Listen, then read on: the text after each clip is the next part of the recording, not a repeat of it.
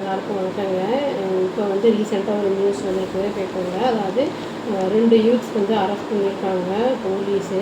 அதாவது அசால்ட் பண்ணியிருக்காங்க. அவங்க வந்து ஒரு 50 இயர் ஓல்டு மேனை வந்து அசால்ட் பண்ணியிருக்காங்க. அது யாருன்னே தெரியல. அன்எலிஜிபிள் பர்சன் அவங்க. எங்கன்னா நம்ம சென்னையில் வியாசர்பாடி ரயில்வே ஸ்டேஷன் பக்கத்துலேயே வந்து இது நடந்திருக்கு டியூஸ்டே அன்னைக்கு. சீனியர் அஃபீஷியல் என்ன சொல்லியிருக்காங்கன்னா, சிட்டி போலீஸோட சீனியர் அஃபீஷியல் என்ன சொல்லியிருக்காங்கன்னா, அன்ஐடென்டிஃபைட் பர்சன், அதாவது 50 வயசு இருக்கும் அவருக்கு தோராயமாக. அவர் வந்து ரொம்ப சிவியராக இன்ஜுரிஸோடு வந்து அவரை வந்து கண்டெடுத்திருக்காங்க. ஜூலை 31 வியாசர்பாடி ஜீவா ரயில்வே ஸ்டேஷனில் வந்து அவங்க வந்து பார்த்துருக்காங்க. அங்கே வந்து ரெசிடென்ட்ஸ் எல்லாம் அங்கே இருப்பாங்கள்ல, அவங்கெல்லாம் பார்த்துருக்காங்க. அவங்க வந்து பார்த்துட்டு போலீஸ்க்கு வந்து சொல்லியிருக்காங்க. அவங்க வந்து ரெஸ்கியூவும் பண்ணியிருக்காங்க. அவரை வந்து ரெஸ்கியூ பண்ணிட்டாங்க, அட்மிட் பண்ணி கவர்மெண்ட் ஸ்டான்லி ஹாஸ்பிட்டலில். அவங்க வந்து ரெஸ்கியூ பண்ணி ஹாஸ்பிட்டலில் அட்மிட் பண்ணாலுமே வந்து என்ன ஆயிருக்குன்னா, அவர் வந்து ரெஸ்பாண்ட் பண்ணல சரியாக ட்ரீட்மெண்ட்க்கு அப்படிங்கிற மாதிரி வந்து சொல்லியிருக்காங்க. அதே நாளே அவர் இறந்து போயிட்டார். அப்புறம் போலீஸ் வந்து ரெஜிஸ்டர் பண்ணியிருக்காங்க, அதான் மர்டர் கேஸ் அப்படின்னு சொல்லிட்டு. அவர் 2 பேரை வந்து அதே லொக்காலிட்டியில் இருக்கிறவங்க வந்து அரெஸ்ட் பண்ணியிருக்காங்க.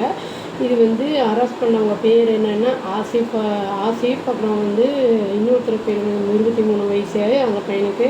அலெக்ஸ் அப்படிங்கிற ஆளுக்கு வந்து 27 வயசு. இன்வெஸ்டிகேஷன் நடந்துக்கிட்டு இருக்குது. அதான் இன்வெஸ்டிகேஷனில் வந்து கேட்டதுக்கு அந்த கார்த்திக் என்ன சொல்லியிருக்கான்னா, அவங்க சிஸ்டர் வந்து அது என்ன அவங்க அந்த கார்த்திக்கிட்ட வந்து சொல்லியிருக்கா அப்படிங்கிற மாதிரி சொல்லியிருக்காங்க. ஒரு ஆள் வந்து அவங்கள வந்து ஹராஸ் பண்ணுறதுக்கு ட்ரை பண்ணுறாங்க அப்படிங்கிறத வந்து சொல்லியிருக்கான், அந்த பொண்ணு சொல்லியிருக்கு. அதனால் என்ன பண்ணியிருக்காங்கன்னா, அந்த அலெக்ஸும் அந்த ஆசிஃப் அப்படிங்கிற கார்த்திக்கும் வந்து என்ன பண்ணியிருக்காங்கன்னா, 2 வித் ஃப்ரெண்டோடு வந்து போய் அட்டாக் பண்ணியிருக்கான் அந்த அன்ஐடென்டிஃபைட் பர்சனை. அவங்க வந்து இனியும் வந்து விக்டிம் யார் அப்படிங்கிறது, எந்த ஊரை சேர்ந்தவர், என்ன ஏது, அதெல்லாம் வந்து இனியும் வந்து கண்டுபிடிக்கல. இனிமேல் தான் வந்து ஐடென்டிஃபை பண்ணணும் அப்படிங்கிற மாதிரி சொல்லியிருக்காங்க. வந்து அந்த பொண்ணு வந்து போய் அவங்க அண்ணாக்கிட்ட சொன்ன உடனேயே போட்டு அவங்க வந்து அட்டாக் பண்ணிட்டாங்க போல, என்ன ஏது அப்படிங்கிறத விசாரிக்காமல். நம்ம வந்து அதை விசாரிக்காமல் போய் பண்ணதுனால வந்து இது போலீஸ் கேஸே ஆகிடுச்சு. அவர் வந்து டெத்தும் ஆகிடுச்சு அவரோடது. இது வந்து அவங்க போலீஸ்கிட்ட போய் வந்து கம்ப்ளைண்ட் கொடுத்துருந்தாங்கன்னா, அந்த விக்டிமை வந்து அரெஸ்ட் பண்ணி அவரை வந்து இன்வெஸ்டிகேட் பண்ணியிருப்பாங்க. இது வந்து இவங்க சொல்லாமல் கை வச்சு அந்த இன்ஜுரிஸ் எல்லாம் ஆனதுனால வந்து ரிவர்ஸ் ஆகிடுச்சு.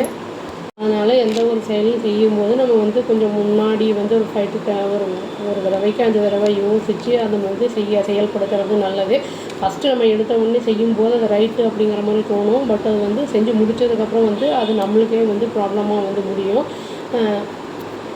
அவர் என்ன வேலை பார்க்குறாரு, என்ன ஏது அப்படிங்கிறது இன்வெஸ்டிகேஷனில் தான் வந்து தெரியாது. அவங்க வந்து யாராவது ஃபோன் கால் வந்தது அந்த மாதிரி இருந்ததுன்னா அவங்க கண்டுபிடிச்சாங்கன்னா தெரிய வரும். இறந்து அவருடைய ஆன்மா சாந்தியடையணும்னு சொல்லி நம்ம வந்து வேண்டிக்கிறாங்க. அவ்வளோதான். Thank you. Please do like, share and subscribe our channel and click the all option and tap the bell icon. Thank you.